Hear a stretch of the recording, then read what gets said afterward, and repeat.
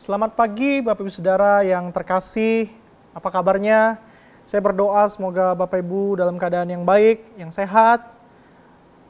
Tapi jika ada di antara Bapak Ibu yang sedang sakit, saya berdoa supaya Tuhan memberikan kesembuhan. Namun dalam kondisi apapun hari ini dan masalah apapun yang sedang kita hadapi, pagi ini kita akan bawa semua kondisi kita, semua pergumulan kita dan semua masalah kita ke hadapan Tuhan. Kita percaya Tuhan mendengarkan kita, Tuhan peduli kepada kita. Dan kita akan memuji Tuhan bersama-sama, kita akan mendengarkan firman Tuhan dan berdoa bersama. Mari sama-sama kita siapkan hati kita memuji Tuhan. Shalom, selamat pagi Bapak Ibu Saudara yang terkasih dalam Tuhan Yesus Kristus. Dimanapun engkau berada, pagi hari ini kita sama-sama akan berdoa kepada Tuhan. Kita naikkan semua pergumulan kita secara terbuka kepada Tuhan. Segala beban kita katakan kepada Tuhan pada pagi hari ini. Kita naikkan sambil kita mengucap syukur kepada Tuhan bahwa Tuhan masih memberikan kita hari yang baru untuk kita sama-sama bersyukur kepada Dia. Dia Tuhan yang baik dan dikatakan dalam firman-Nya tidak ada kasih yang lebih besar daripada kasih seorang yang mau mengorbankan atau memberikan nyawanya untuk sahabatnya. Dan Dia adalah Yesus Kristus Tuhan kita. Dia mati untuk saudara dan saya. Pagi hari ini kita memuji Dia. Kita menyembah Dia. Tuhan, Engkau sahabat kami. Kau mau mati buat kami. Kami bersyukur di dalam kehidupan kami. Kemanakah aku dapat pergi? Menjauhi roh-Mu yang suci, Kau sahabat.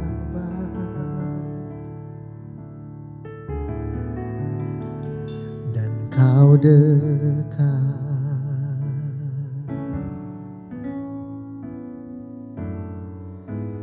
Bahkan seluruh pengabdianku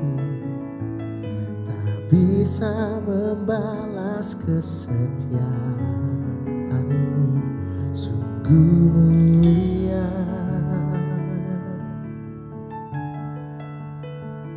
Dan berharga. Mari sama-sama katakan, sungguh besar pengorbanan-Mu bagiku, terlalu dalam untuk dimengerti, sungguh besar, sungguh indah yang Kau pikirkan tentangku, tak terselami bagiku. Terima kasih Tuhan, sungguh indah.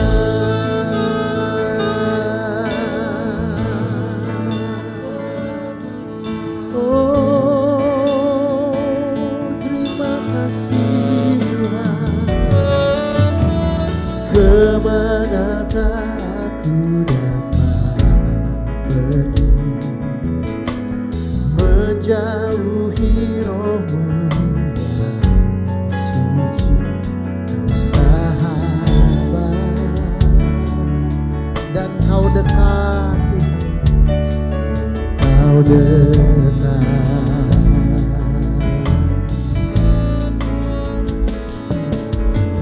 Bahkan seluruh pengabdianku bisa membalas kesetiaan-Mu, sungguh mulia.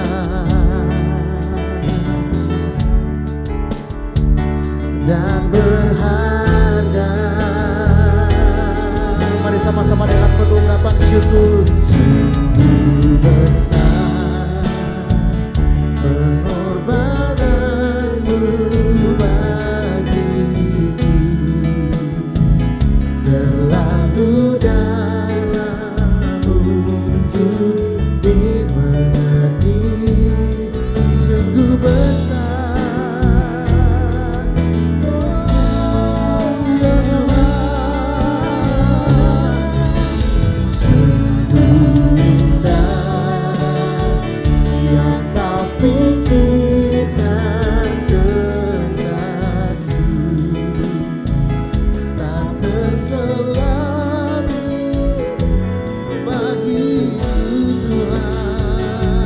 Sungguh indah, sungguh indah. Sekali dinaikkan pujian ini, sama-sama katakan, sungguh besar pengorbananmu bagiku, terlalu dalam untuk dimengerti, sungguh besar. Oh,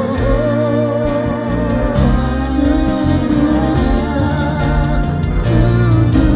indah yang Kau pikirkan tentangku, tak terselami bagiku. Terima kasih Tuhan, sungguh indah, sungguh indah,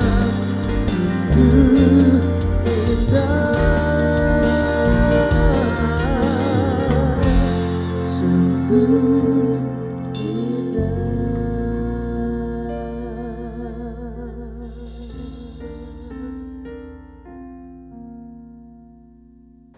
Bapak Ibu Saudara yang terkasih, kita akan membaca satu bagian firman Tuhan pagi hari ini. Saya ambil dari Yohanes pasal yang ke-15 ayat 1 sampai dengan ke-8. Saya akan bacakan buat Bapak Ibu Saudara sekalian. Akulah pokok anggur yang benar dan Bapakulah pengusahanya.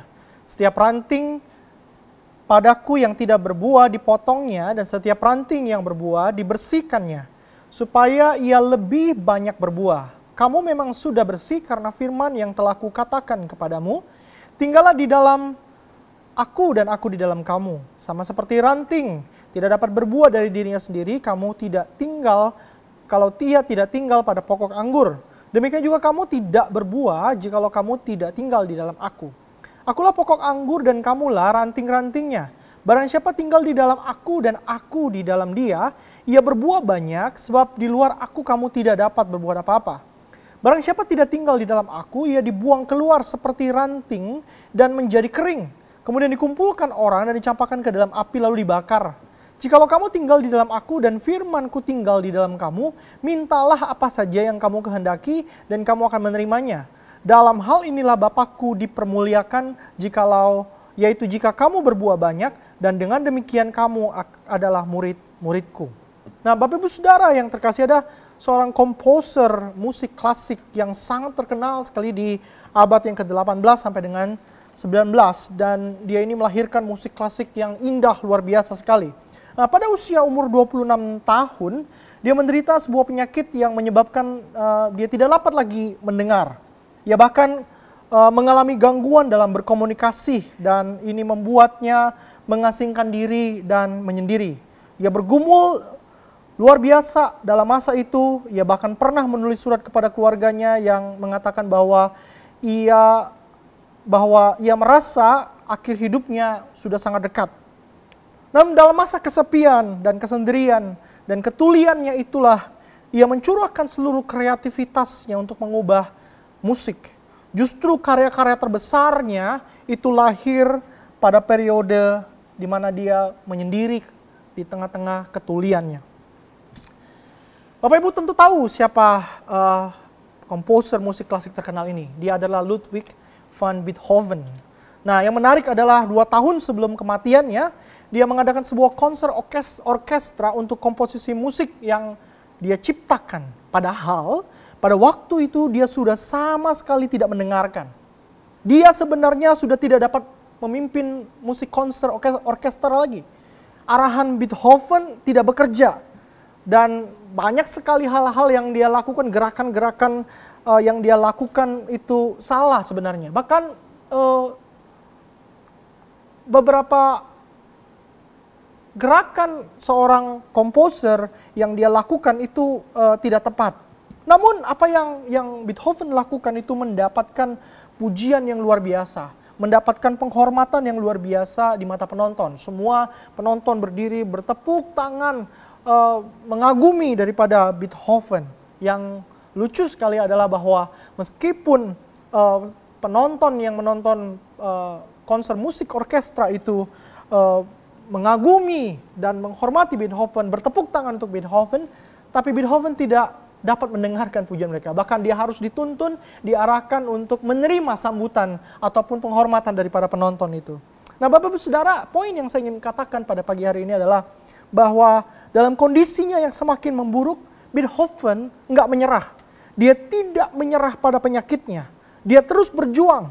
Dan perjuangan dan karyanya itu sampai dengan hari ini menginspirasi banyak orang. Ada bagian yang dipotong di dalam hidup Beethoven, yaitu kesehatannya.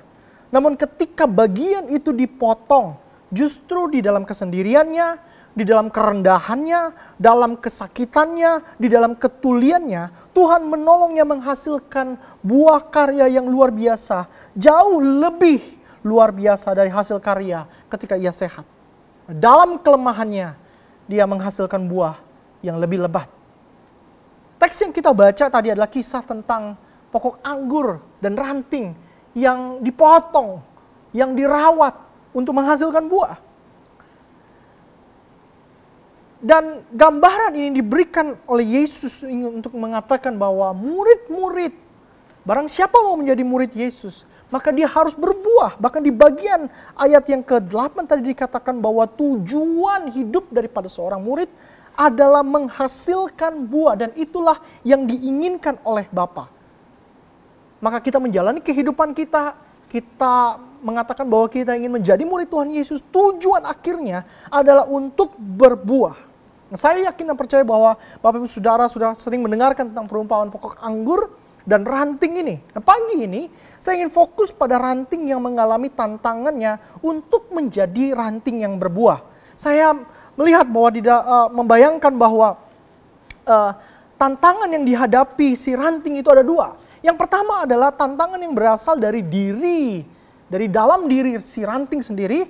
Dan yang kedua adalah tantangan yang berasal dari luar. Nah, tidak jarang kedua tantangan ini membuat si ranting hidup tidak menghasilkan buah. Dan sebaliknya ranting itu justru terus-menerus hidup di dalam komplain, dalam keluhan, dan terus-menerus mengeluh di dalam kehidupannya.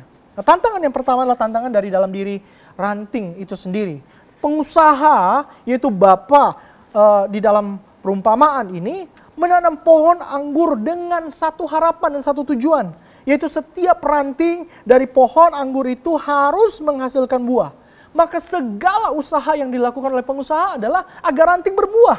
Nggak bisa enggak. Ranting harus berbuah. Dan demi tujuan itu, jika ada bagian daripada ranting yang menghambat pertumbuhan buah, maka bagian ranting itu akan dipotong. Nah, saya membayangkan ketika ada bagian dari si ranting itu yang dipotong, pasti ini menyakitkan. Pasti ini sesuatu yang membuat si ranting nggak nyaman. Pasti si ranting mungkin akan berteriak dan menangis. Dan tidak jarang dalam titik tertentu, ada ranting-ranting yang dipotong merasa bahwa mati adalah pilihan yang lebih baik daripada hidup. Tetapi jika mau berbuah, teks ini mengatakan, Bapa perlu memotong bagian daripada ranting itu.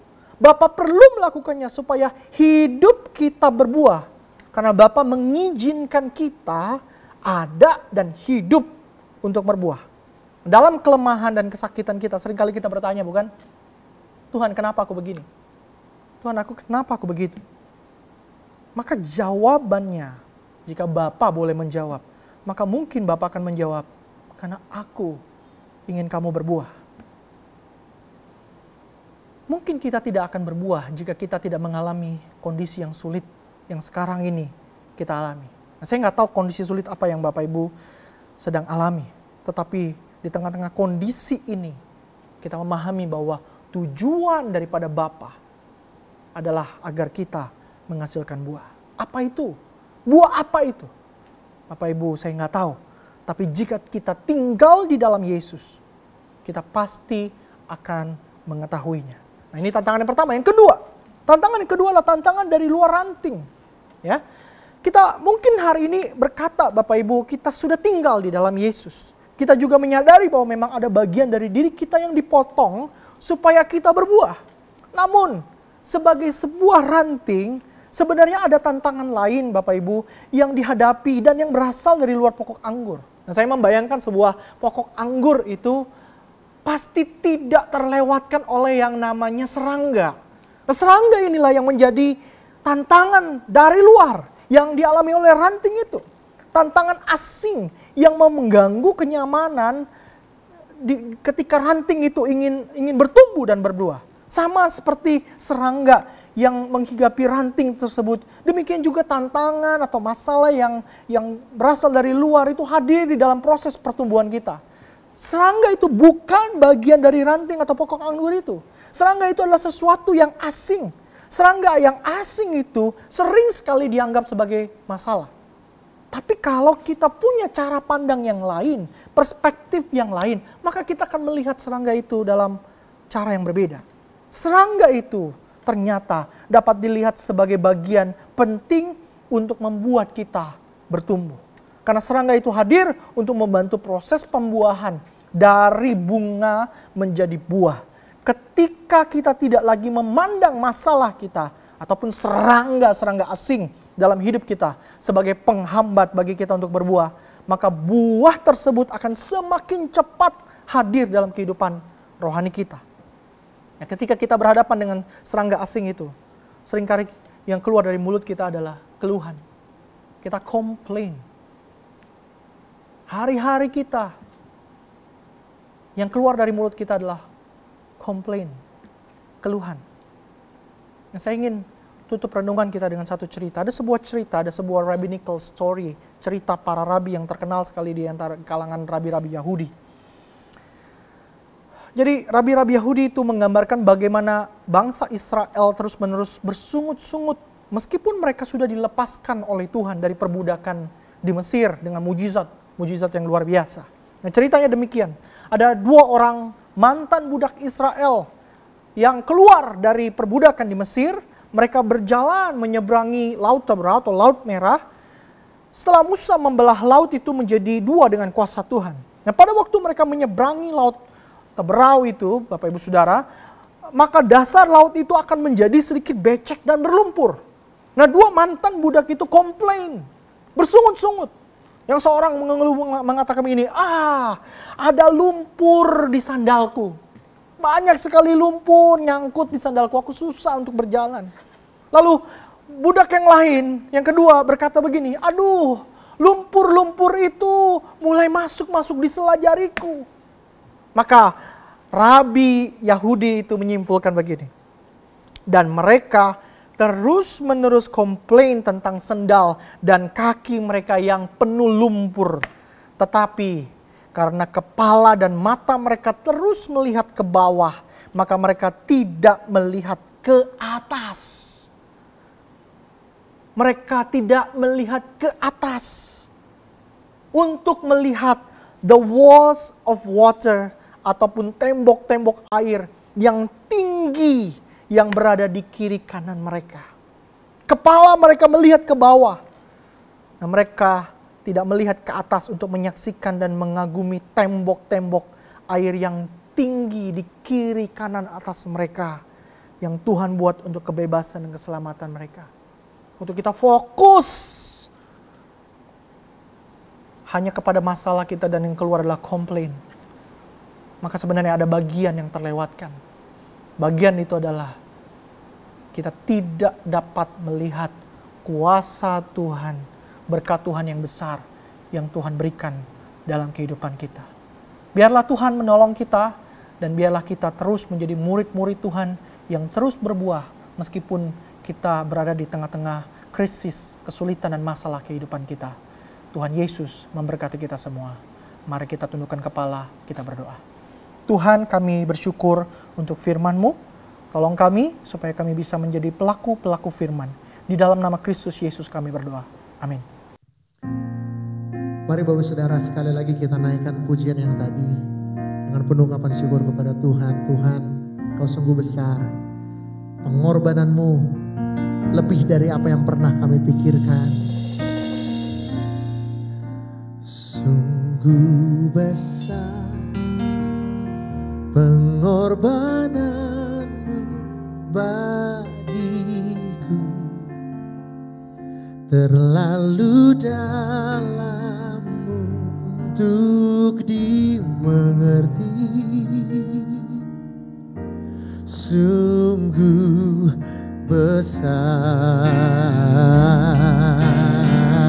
Sama-sama. Sungguh indah yang kau pikirkan tentangku, tak terselami bagiku. Sungguh indah, sungguh indah, sungguh indah, sungguh indah,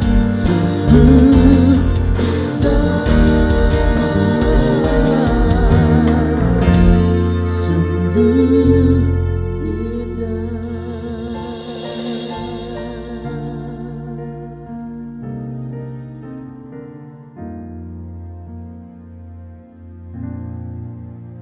Tapi saudara yang terkasih, pagi hari ini saya ingin kita bersyafaat. Saya ingin mengajak kita sama-sama bersyafaat, berdoa. Bapak saudara bisa buka suara, berdoa di rumah masing-masing. Saya akan memimpin Bapak saudara berdoa. Yang pertama kita akan berdoa, bersyukur ya. Kata yang saya pengen keluar dari mulut kita pagi hari ini, kita bersyukur. Kita bersyukur untuk bangsa negara kita meskipun bangsa negara kita hari ini menghadapi kondisi yang gak mudah. Tapi kita mau berdoa untuk bangsa negara kita. Kita mau berdoa, bersyukur untuk gereja kita, bersyukur untuk keluarga kita, bersyukur untuk pekerjaan dan kesehatan kita. Mari kita buka suara, kita berdoa. Bapak, kami datang kepadamu yang berterima kasih, yang bersyukur untuk bangsa negara kami. Meskipun bangsa kami, bangsa Indonesia sudah mengalami krisis karena pandemi COVID-19 ini Tuhan. Tapi kami ingin sebagai umat Tuhan, kami tetap mensyukurin hal-hal baik Tuhan yang masih ada, yang masih dapat kami lihat.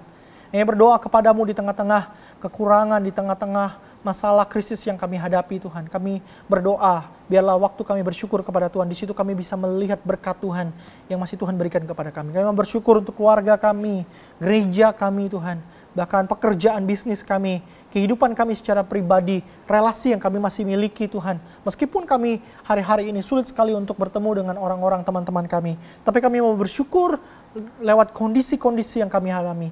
Kami berdoa kepadamu, biarlah Engkau yang mendengarkan syukur kami ini ya Tuhan. Bahwa ketika kami bersyukur, di situ kami bisa melihat bahwa segala sesuatu dalam kehidupan kami itu dalam kontrol Tuhan. Dan Tuhan, Engkau pasti memberikan yang terbaik buat kami. Yang bersyukur kepadamu dalam nama Yesus yang berdoa. Yang kedua, Bapak Ibu, kita akan berdoa untuk penanganan COVID-19 di kota Jakarta yang sebenarnya cukup mengkhawatirkan karena dalam minggu ini sebenarnya hampir di semua wilayah di Jakarta itu masuk zona merah. Kita berdoa untuk gubernur kita DKI Jakarta agar dapat memberlakukan kebijakan yang tepat dan yang tegas sehingga penyebaran COVID-19 ini dapat ditekan. Dan kemudian kita juga mau berdoa untuk rakyat Jakarta agar tetap dapat mematuhi protokol kesehatan yang ada. Kita sangat berharap supaya Tuhan berbelas kasihan kepada kita, kepada kota Jakarta. Mari kita buka suara, kita berdoa.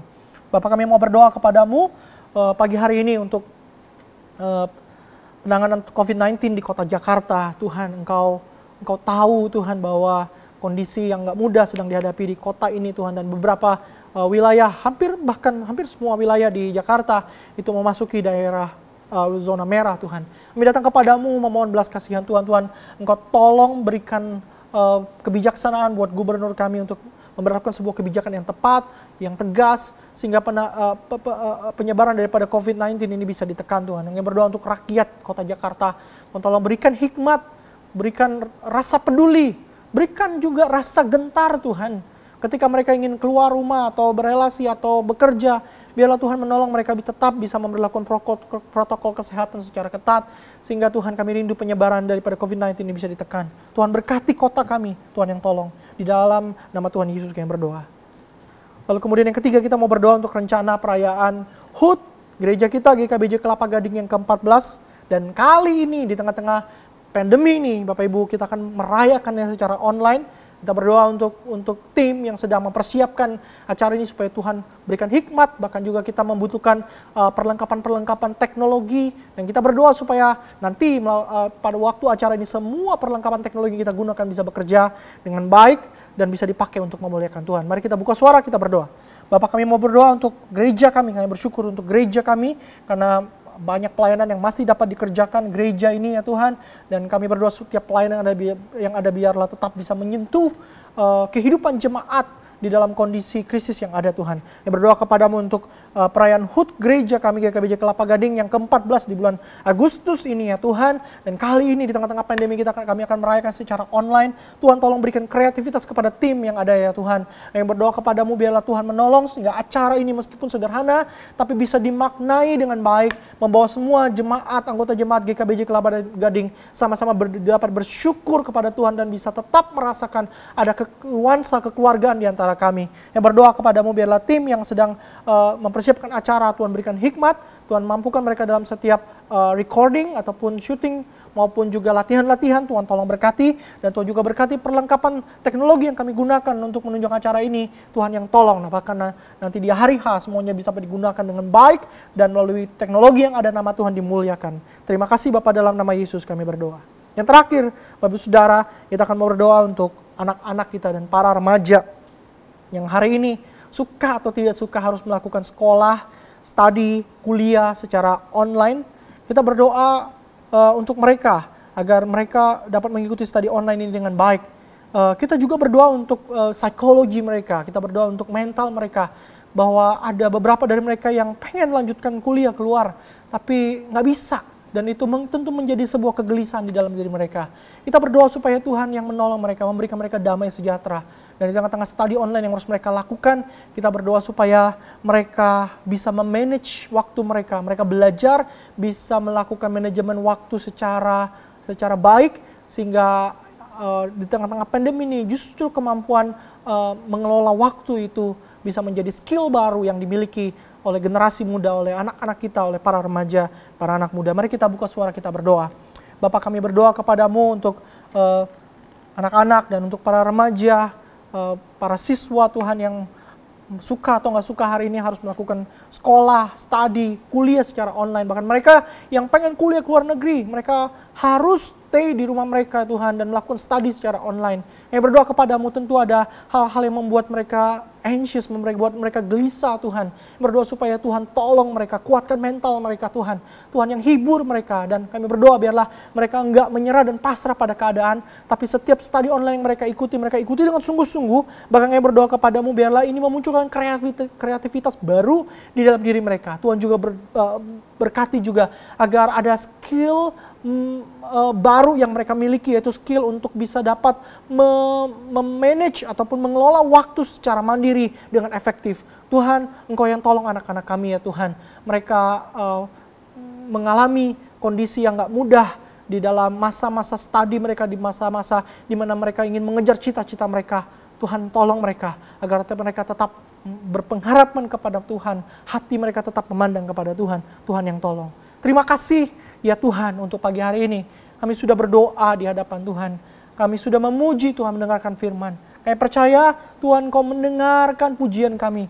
Kau mendengarkan doa-doa kami. Dan kami percaya Tuhan, Kau akan menyatakan belas kasihan-Mu kepada kami. Sepanjang hari ini kami akan melakukan aktivitas kami. Entah kami akan melakukan aktivitas di luar rumah ataupun di dalam rumah. Kami berdoa tetap Tuhan protect kami. Jauhkan dari segala macam virus Tuhan yang ingin menghantui kami, patahkan dalam nama Yesus. Berdoa teringat untuk sahabat-sahabat kami Tuhan yang mungkin hari ini sedang sakit. Entahkah mereka sakit karena sakit-sakit tertentu Tuhan, atau mungkin secara khusus karena tertular virus corona Tuhan. Kami berdoa di dalam nama Yesus, kuatkan mereka. Dan kerinduan kami Tuhan, sembuhkan mereka di dalam nama Tuhan Yesus.